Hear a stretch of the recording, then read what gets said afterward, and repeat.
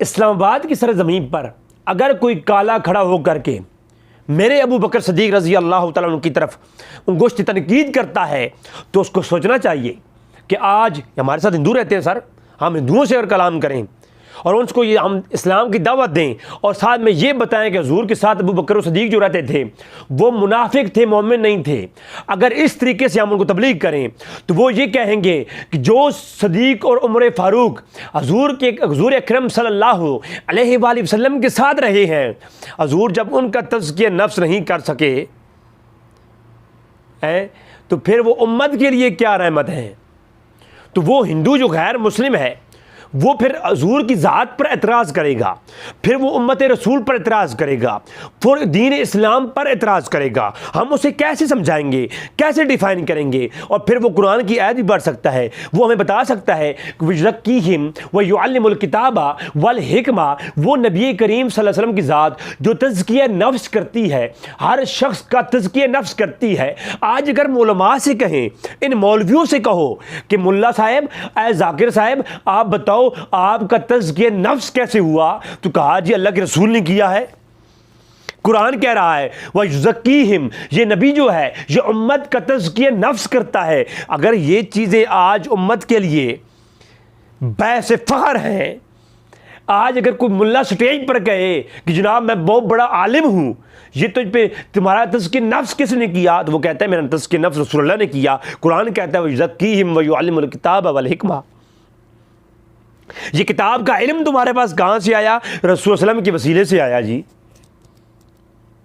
تو میں کہتا ہوں آج امتی اگر کھڑا ہو کر یہ کہے کہ میرا تزکیہ نفس وسیلہ مصطفیٰ سے ہے تو جناب وہ بڑا فخریہ کہتا ہے، اور جو رسول اللہ صلی اللہ علیہ وسلم کے ساتھ ہمیشہ رہے ہیں اور جن کا تزکیہ نفس بنفسی نفس ہی رسول اللہ نے کیا ہے، تو ان کے اوپر یہ اعتراض ہوگا کہ وہ منافق ہیں، ان کے تزکیہ نفس ٹھیک نہیں کیا گیا۔ جناب حیرانی کی بات ہے نا۔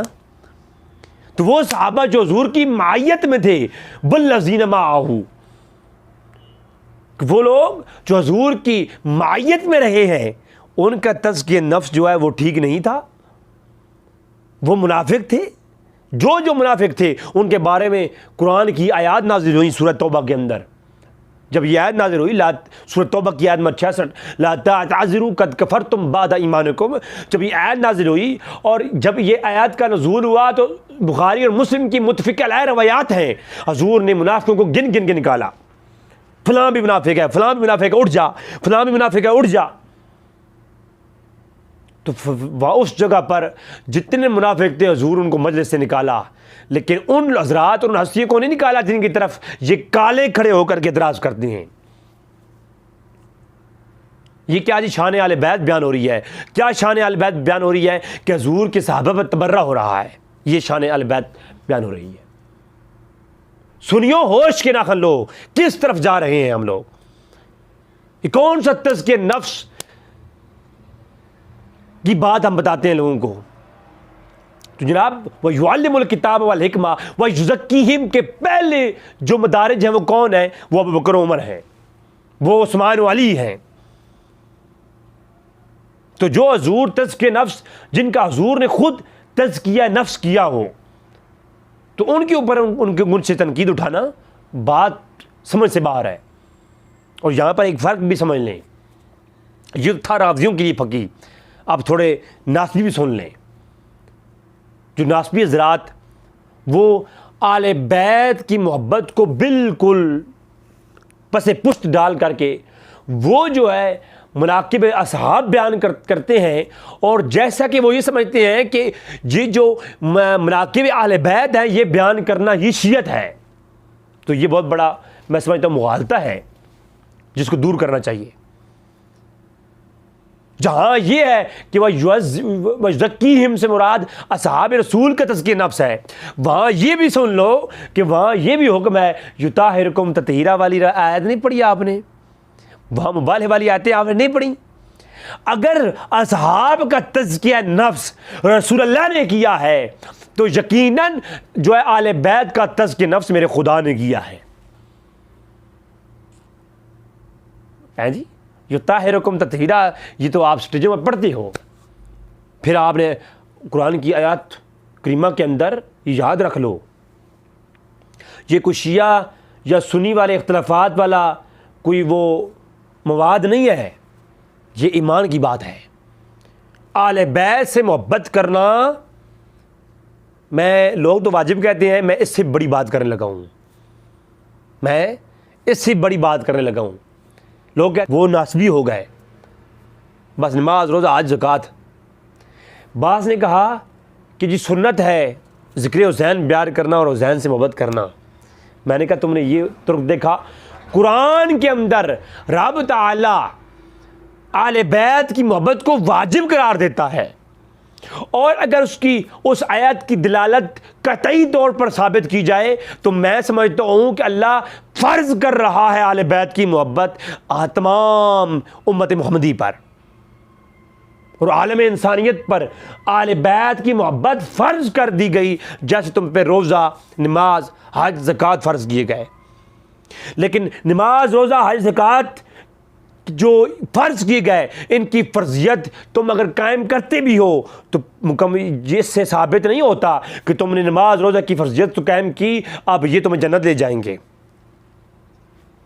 آگے میں حدیث کی روشنی میں بات بیان کروں گا، تو یہ ثابت نہیں ہوتا کہ فرضیت نماز اور روزہ تمہیں جنت لے کے جائے گی۔ بات سمجھا رہی ہے؟ جبکہ فرضیت جو محبت اہل بیت ہے یہ ضرور جنت لے کے جائے گی۔ بلکہ اس کے اوپر میں ایک آپ کو آیت کریمہ پڑھ دیتا ہوں۔ اللہ تبارک و تعالیٰ نے قرآن کریم میں ارشاد فرمایا، قُل لَا أَسْأَلُكُمْ إِلَيْهِ أَجْرًا إِلَّا الْمَوَدَّةَ فِي الْقُرْبَى۔ یہ آیت کریمہ جب نازل ہوئی تو کہ قُل لَا أَسْأَلُكُمْ، حضور نے فرمایا اے محبوب آپ فرما دیجئے میری امت میں آپ سے کوئی سوال نہیں کرتا، کوئی اجرن کو اجر نہیں مانگتا۔ جو میں نے تبلیغ کی ہے، جو میں نے آپ تک صراط مستقیم کا رستے کے پیغام پہنچایا ہے، جو میں نے اسلام کا احکام اور شریعت اللہ کی طرف سے مقام نبوت پر فیض ہو کر آپ تک پہنچائے ہیں، اس کا میں کوئی اجر نہیں مانگتا سوائے اس کے الا المودۃ فی القربى، اپنے قرابت داروں سے محبت اور مودت۔ اب یہاں پر آپ مفسرین کو پڑھیں، امام ابن حاتم رازی کو پڑھیں، امام سیوطی کو پڑھیں، امام فخر الدین رازی کو پڑھیں، حافظ ابن کثیر کو پڑھیں، آپ امام بغوی کو پڑھیں، امام قاضی ثناء اللہ پانی پتی کو پڑھیں، ان مفسرین کو تو آپ پڑھتے جائیں۔ تمام مفسرین نے، کئیوں نے تو کم سے کم جو درجہ لکھا ہے وہ یہی لکھا ہے کہ اس قرابت داروں سے مراد حضور کی اہل بیت ہے، اور ان کی مودت، ان کی محبت ہم پر واجب کر دی گئی ہے، واجب لکھی ہے۔ اور امام شافعی، امام احمد بن حنبل نے تو کہا کہ ہم پہ فرض کر دی گئی ہے۔ انشاءاللہ آگے جب شان حسین پر گفتگو ہوگی تو یہ ساری چیزیں انشاءاللہ حوالوں کے ساتھ اپنے اس ویڈیو میں لاؤں گا میں۔ تو مودت اور محبت اہل بیت اس آیت کے اندر امت پر واجب اور فرض کر دی گئی ہے۔ کوئی واجب سمجھ لے، کوئی فرض سمجھ لے۔ واجب وہ عمل ہوتا ہے جو کرو تو ثواب ہوتا ہے، اگر نہ کرو تو گناہ ہوتا ہے، اور فرض کا تو انکار کر دے تو مطلب کافر ہوتا ہے۔ جی، تو یہ اہل بیت کی محبت کوئی شیعت نہیں ہے، اہل بیت کی محبت تمہارا ایمان ہے، یہ ایمان کی علامت ہے۔ بلکہ میں آپ کے سامنے ایک حدیث پیش کر دیتا ہوں۔ اس کو روایت کیا امام طبرانی المعجم الکبیر کے اندر، اور علامہ حیثمی فی مجمع الزوائد کے اندر، اور امام طبرانی اپنی حدیث کا نمبر ہے ان کا 2641، اور جلد نمبر 3 المعجم الکبیر۔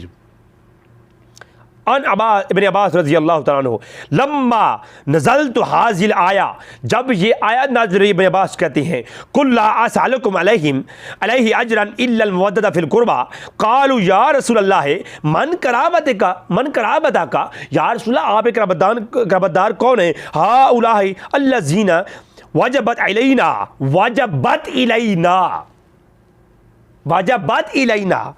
کہ اے نبی کریم صلی اللہ علیہ وسلم اس آیات کے اندر قرابت دار کون ہیں جن کی مودت اور محبت ہم پر واجب کی گئی ہے، وجبت۔ قال علی، اللہ اکبر، اب اس میں اختلافات ہیں، اس میں اختلاف ہیں، مفسرین تین قول لاتے ہیں۔ ایک قول یہ ہے کہ تمام امت جو حضور کا کلمہ پڑھے گی اس کو قرابت داروں میں، نبی کی قرابت داروں میں، حضور کی قریبیوں میں شمار کیا گیا ہے، جبکہ یہ قول بلا دلیل ہے، بالکل ضعیف ہے۔ مفسرین نے لیا تو ہے پر کسی نے حجت نہیں مانا۔ اب اس سے اگلا قول جو دوسرا قول ہے اس سے مراد صحابہ کرام ہیں، تمام آل بیت ہیں، تمام لوگ ہیں، ازواج بھی ہیں، امہات المومنین، یعنی تمام وہ لوگ جو حضور کے قریبی ہیں وہ تمام کو جو ہے وہ قرابت کہا گیا، یعنی قرابت دار کہا گیا ہے۔ اب یہ نقطہ سمجھ لیں، اس قول کو کافی بڑے لوگ اور حتیٰ کہ ناسبی حضرات اسی قول کو ترجیح دیتے ہیں، جبکہ جو ایتھینٹک قول ہے تمام اہل سنت کے مفسرین نے جس پر اپنی دلیل قائم کی اور جس کو حجت مانا اور جس کو قبول کیا ہے، وہ کون سا قول ہے؟ وہ قول یہی ہے کہ اس سے مراد اہل البیت ہے۔ اور اہل بیت میں کون ہے پھر؟ اہل بیت تو سارے قرابت دار ہوئے، اس آیت کی مصداق ہے وہ سارے حضرات، لیکن ان میں بھی کچھ افضل ہیں۔ وہ کون سے؟ اس حدیث سے وہ بتا رہا ہوں۔ المعجم الکبیر امام طبرانی سے روایت کو لاتے ہیں، فرمایا وہ کون ہے؟ صحابہ کرام نے عرض کی، ابن عباس کہتے ہیں کہ ہم نے پوچھا یا رسول اللہ اس آیت میں قرابت داروں سے مراد وہ کون لوگ ہیں؟ تو حضور نے فرمایا قالو یا رسول اللہ من قرابت کا ہؤلاء، کون ہے وہ لوگ؟ فرمایا الذین قالو علی، قالو علیو، ایک وہ علی ہے، وہ فاطمہ تھا، دوسری فاطمہ ہے، وہ ابناہما، اور ان کی اولادیں ہیں، ان کے بیٹے ہیں، یعنی اگر بعض روایتوں میں حسن و حسین کے لفظ ہیں، لیکن ابناہما کی جو الفاظ ہیں اس سے یہ واضح ہو رہا ہے کہ تمام اہل بیت جو حسن و حسین اور جو ام فاطمہ اور حضرت علی علیہ السلام کی اولاد میں سے ہیں، وہ تمام کے تمام کون ہیں؟ وہ قرابہ کے زمرے میں آتے ہیں، اس مصداق کے حسایت کی۔ تو معلوم یہ ہوا کہ پنج تن کی محبت اور ان کی اولاد کی محبت ہم پر واجب کر دی گئی ہے۔ یہ کوئی شیعہ کا سودا نہیں ہے کہ آپ اس کو شیعہ سمجھ کر کے چھوڑ دیں اور یہ شیعہ کا ایک شعار سمجھ لیں کہ اہل بیت سے محبت کرنا صرف شیعہ کا کام ہے۔ جناب ہم تو کر نہیں سکتے، نہیں، یہ ایمان کا حصہ ہے، جو مومن ہے اس کے لیے فرض کر دی گئی ہے۔ پھر وہ آپ کو یہ روایت آپ کو زور و شور سے سنائی جاتی ہے اسٹیجوں پر کہ حدیث ثقلین آپ کو بہت سنائی جاتی ہے، یہ حدیث ثقلین آپ کو بہت سنائی جاتی ہے، لیکن اس کے مختلف طرق ہیں، سارے طرق جو آپ سنیں ذرا اس روایت کو کہ حضور نے فرمایا میں تم میں دو چیزیں چھوڑے جا رہا ہوں، ایک اللہ کی کتاب اور ایک اپنی اطرت اہل بیت۔ لیکن اس کی مختلف طرق جو ہے دیگر کتب کے اندر موجود ہیں۔ زید بن ثابت روایت کرتے ہیں، اس کو روایت کیا امام احمد بن حنبل نے اپنی مسند کے اندر، اور امام حیثمی نے بھی اور دیگر کتب کے اندر روایت موجود ہے۔ روایت زید بن ثابت سے ہے، ان زید بن ثابت قال رسول صلی اللہ علیہ وسلم انی تارکن فیکم خلیفتین، میں تم میں خلیفتین چھوڑ کے جا رہا ہوں، دو خلیفے چھوڑ کے جا رہا ہوں۔ یہ ایک نیا ترک ہے اسی روایت کا۔ حضور نے فرمایا کہ میں تم میں دو خلیفتین چھوڑ کے جا رہا ہوں، دو نیب چھوڑ کے جا رہا ہوں، دو قاصد چھوڑ کے جا رہا ہوں۔ کتاب اللہ حبل ممدود بین السماء والارض، میں تم میں ایک اللہ کی کتاب چھوڑ کے جا رہا ہوں، ایک اللہ کی کتاب چھوڑ کے جا رہا ہوں جو زمینوں اور آسمانوں میں جو ہے وہ پھیلی ہوئی ہے، محدود ہے۔ او ما بینا من السماء الى الارض وعترتی اہل البیت وانہما لن تفرقن حتی یردل الحوض، فرمایا کہ میں تم میں دوسری چیز اپنی اہل البیت چھوڑ کے جا رہا ہوں، اور اس سے ہرگز جدا تفریق نہ ڈالنا، اس سے دور نہ ہونا حتیٰ کہ تم حوض کوثر پر پہنچ جاؤ میرے پاس۔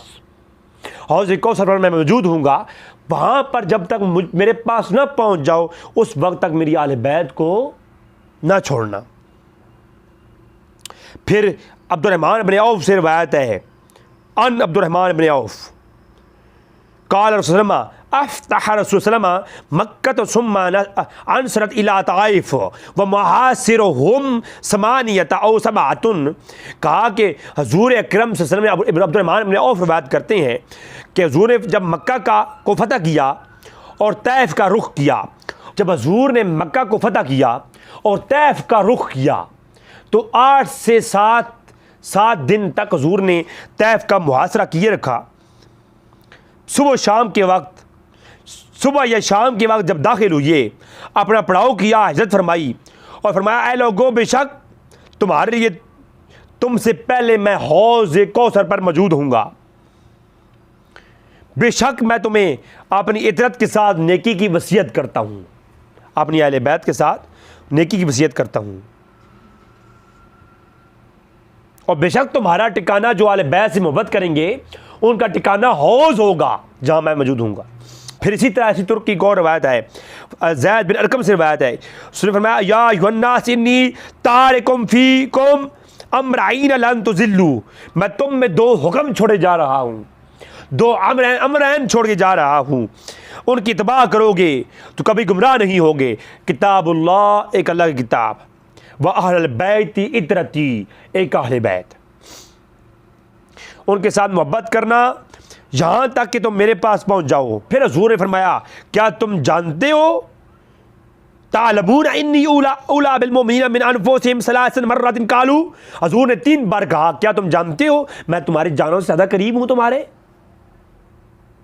جی یا رسول اللہ، نعم یا رسول اللہ، قال رسول اللہ من کنت مولا فعلی مولا ہو، من کنت مولا ہو، اگر میں تمہیں اپنی جانوں سے زیادہ عزیز ہوں تو پھر پوری بات بھی سن لو، من کنت مولا ہو فاز علی مولا ہو، جس کا میں مولا ہوں اس کا علی مولا ہے۔ اگر میں تمہیں اپنی جانوں سے زیادہ عزیز ہوں، اگر اس میں حکمت کیا ہے؟ پہلے یہ کیوں فرمایا کہ اگر میں اپنی جانوں سے زیادہ عزیز ہوں؟ فرمایا کیونکہ مبالغے والی آیت میں تم نے سنا نہیں، وَأَنفُسَنَا وَأَنفُسَكُمْ کے الفاظ کا مصداق تم نے سمجھا نہیں؟ حضور نے یہاں اس حدیث کے اندر فرمایا کہ اگر تعلمون انی اولی بالمؤمنین من انفسہم، میں تمہیں اپنی جانوں سے زیادہ عزیز ہوں کہ نہیں ہوں مجھے بتاؤ۔ صحابہ کرام نے جب کہا نعم عزیز ہے تو فرمایا میری جان ایک اور بھی ہے، اس کے بارے میں بھی سن لو۔ یا رسول اللہ وہ کون؟ فرمایا من کنت مولا فاز علی مولا ہو۔ جی اب یہ سٹیجوں پر کون پڑھے؟ اگر یہ پڑھیں گے تو لوگ کہتے ہیں شیعت پھیلے گی۔ ارے بھائی اہل بیت کی محبت کو پھیلانے کا نام شیعت نہیں ہے۔ رافضی اور شیعہ جو شیعان علی ہے ان کو غلط نہیں کہیں گے، اس کو غلط کہیں گے جو ہے اہل بیت کی محبت میں صحابہ کرام پر بھونکتا ہے۔ کتے بھونکتے ہیں، کتوں کا کام ہے بھونکنا، آپ انہیں روک نہیں سکتے، کیونکہ 14ویں کے چاند کو دیکھ کر کے اکثر کتے اوپر دے کے بھونکتے ہیں، اس سے چاند کو فرق نہیں پڑتا۔ روایت کیا امام حاکم نے المستدرک علی الصحیحین کے اندر بشرط شیخین روایت لائی ہیں، اس کو امام طبرانی المعجم الکبیر کے اندر مجمع الزوائد کے اندر روایت موجود ہے، اور امام حاکم نے کہا ھذا حدیث صحیح، حدیث صحیح ہے۔ آپ کو یہ حدیث سنائی گئی ہے، آپ کو بارہا یہ حدیث سنائی گئی ہے، آپ کے نصاب کے اندر موجود ہے کہ لا یؤمن احدکم حتی اکون احب الیہ من والدہ وولدہ والناس اجمعین، کہ اس وقت تک کوئی مومن نہیں ہو سکتا جب تک کہ حضور نے فرمایا اپنی جانوں مالوں اولاد سے بڑھ کر کوئی مجھ سے محبت نہ کرے۔ یہ حدیث آپ بارہا سنتے ہیں، اس کا ایک اور ترک بھی موجود ہے، وہ بھی کبھی سن لیا کرو، وہ بھی ان حضرات کو کہو آپ کو سنائیں۔ ناسفیوں کے سٹیجوں پر یہ زور و شور سے پڑھی جاتی ہے حدیث، لیکن کیا اس حدیث کو کبھی اس طریقے سے بھی آپ کو سنایا گیا ہے؟ یوں تو کہتے ہو اس حدیث میں تو شارٹ کٹ جو ہے وہ بیان ہے، اس لیے تفصیل اس حدیث میں ہے، تو ہم تفصیلی حدیث پیش کر رہے ہیں۔ بخاری کی روایت شارٹ کٹ تھی اس لیے ہم نے وہ پیش نہیں کی، امام طبرانی کی روایت طویل ہے، وضاحت کے ساتھ ہے، لہذا وضاحت والی روایت ہم نے پیش کر دی۔ تو اس میں حرج کیا ہے؟ تو میں کہتا ہوں جب آپ یہاں یہ اصول رکھتے ہیں تو پھر اس طرف بھی تو پوری روایتیں پیش کرنی چاہیے، وہ بھی حق ہے جو بخاری میں ہے، لیکن جو اس کا دوسرا ترک طویل اور تفصیل سے موجود ہے اس کو بھی پیش کر دیں کبھی عوام کے سامنے۔ اب اسی روایت کو دیکھیں، اسی روایت کو عبد الرحمن ابن ابی لیلہ اپنے والد سے روایت کرتی ہیں، اس کو امام بیہقی نے، امام طبرانی نے روایت کیا اپنی کتابوں کے اندر، المعجم الاوسط کے اندر امام طبرانی، المعجم الکبیر کے اندر امام طبرانی، شعب الایمان کے اندر امام بیہقی، اور امام دلمی نے فی مسند فردوس کے اندر، اور امام حسمی نے مجموعۃ الزوائد کے اندر، یعنی اس روایت کو ایک ایک امام اپنی ایک کتاب کے اندر مختلف مواقع پر دہراتے رہے ہیں، درجنوں بار درجنوں ائمہ نے اس کو روایت کیا ہے۔ اب روایت کیا ہے؟ عن عبد الرحمن ابن ابی لیلہ عن ابیہ قال قال رسول صلی اللہ علیہ وسلم قال قال رسول صلی اللہ علیہ وسلم لا یؤمن عبد حتى اکون احب الیہ من نفسہ واہلہ واحب الیہ من اہلہ وعترتی احب الیہ من عترتی وذاتہ واحب الیہ من ذاتہ۔ قال وروى طبرانی و بیہقی، متصل سند کے ساتھ روایت کرتے ہیں۔ اب یہ کسی نے لا یؤمن احدکم حتی اخونا، وہ روایت بھی موجود ہے، اب اسی روایت کو تھوڑا سا وضاحت کے ساتھ بیان کیا۔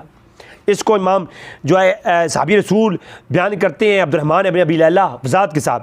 روایت کیا ہے؟ حضور نے فرمایا کوئی بندہ اس وقت تک مومن نہیں ہو سکتا،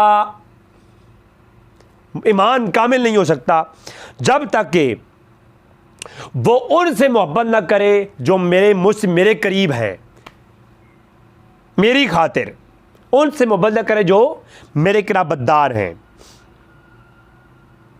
اور میں اس وقت تک کوئی مومن نہیں ہو سکتا جب تک میں ان کو اپنی جان سے زیادہ محبوب نہ ہو جاؤں، اور میرے اہل بیت ان سے محبوب نہ ہو جائیں، اور اس وقت تک کوئی مومن نہیں ہو سکتا جب تک کہ میری ذات کسی کو میں اپنی ذات سے، اپنی اولاد سے بڑھ کر محبوب نہ ہو جائے، اور وہ لوگ جو میری ذات سے جڑے ہوئے ہیں وہ ان کو محبوب نہ ہو جائیں۔